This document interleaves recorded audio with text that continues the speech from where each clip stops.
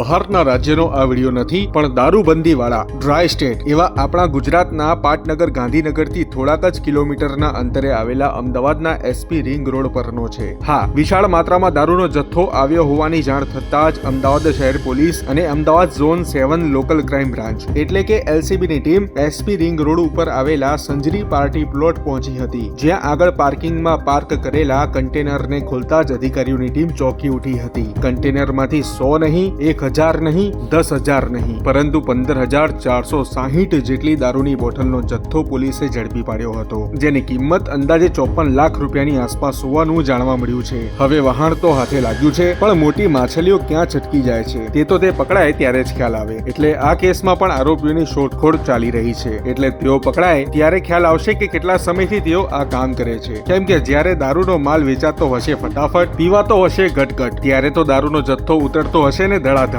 આ કેસને લઈને મિત્રો હવે તમે શું કહેશો? કરો કોમેન્ટ.